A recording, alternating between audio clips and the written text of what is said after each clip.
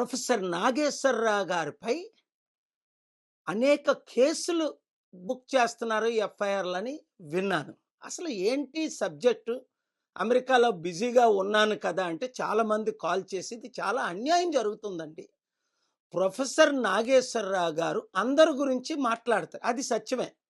ఓసారి నా గురించి కూడా మాట్లాడారు సందర్భంలో. ఇప్పుడు వారు మాట్లాడింది ఏటని నేను క్లియర్‌గా విన్నాను. అందులో నాకేమైతే తప్పు కనిపించలేదు. అయినప్పటికీ ఒత్తిడి చేసినందువల్ల ఆయన మాటలు విత్‌డ్రా చేసుకున్నారట. చేసుకున్న తర్వాత కూడా ఆయన మీద కేసులు పెడుతున్నారంటే అది ఎంత దారుణం. అంటే ప్రజాస్వామ్యంలో ఇంకెవరు మాట్లాడకూడదా ఎవరి గురించి? మరి అలాగైతే చట్టాలెందుకు? ఫ్రీడమ్ ఆఫ్ స్పీచ్ ఆర్టికల్ 19 ఎందుకు? కనుక చంద్రబాబు నాయుడు గారు మీకు బాగా తెలుసు. నేను అనేక సార్లు అమిత్ షా గారిని కలిశాను.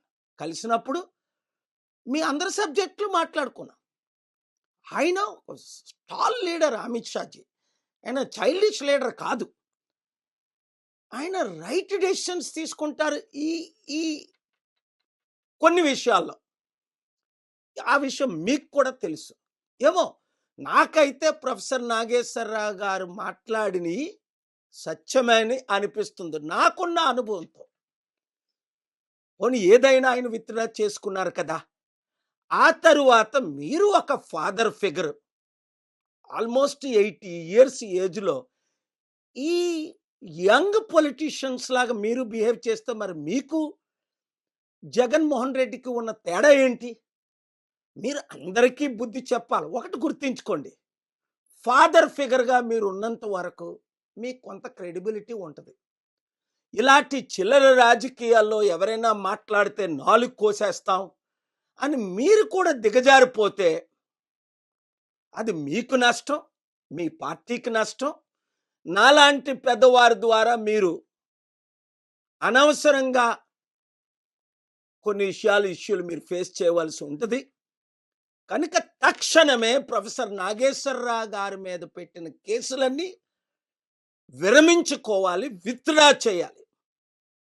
నేను మానిటర్ చేస్తాను. ఈ వీడియో ప్రతి ఒక్కరు ప్రజాస్వామ్యములో ప్రొఫెసర్ నాగేశ్వరరావు గారు లాంటి వారు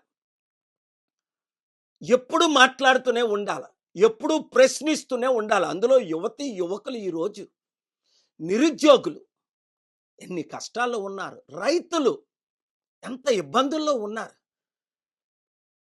ఇచ్చిన వాగ్దానాలు నెరవేర్చలేదని రాజకీయ నాయకులు వారి కొడుకులకైతే లక్షలు, కోట్లు, వందల వేలు కోట్లు ఆదాయం. ఈ సాధారణమైన యూత్, అన్ఎంప్లాయిడ్ యూత్ మణిగిపోతున్నారు. కోట్ల మంది నిరుద్యోగులు. అందుకనే వాళ్ళు ఈ మధ్యనే ఒక గ్రూపు బయలుదేరి ఏం మాట్లాడుతున్నారో మీరు చూస్తున్నారు. మేం కాక్రోచులమా? కాదే, మేము నిరుద్యోగులు అయినప్పటికీ నీతి నిజాయితీ కలిగిన వారు అని రెచ్చిపోతున్నారు. యూత్ని రెచ్చగొట్టకండి, సమస్యలను పరిష్కరించండి. ఎవరు నోరు మూయించడానికి ట్రై చేయకండి. ఎంత నోరు మూయించాలంటే అంతమంది ఎక్కువ మాట్లాడతారు. ఇప్పుడు నేను అమెరికా నుంచి మాట్లాడుతున్నాను కదా. అన్యాయాన్ని సహించు, న్యాయం కొరకు పోరాడదాం. అందరూ కలిసి ఈ వీడియోని అందరికీ రీచ్ అయ్యేటట్టు షేర్ చేయండి. Thank you very much.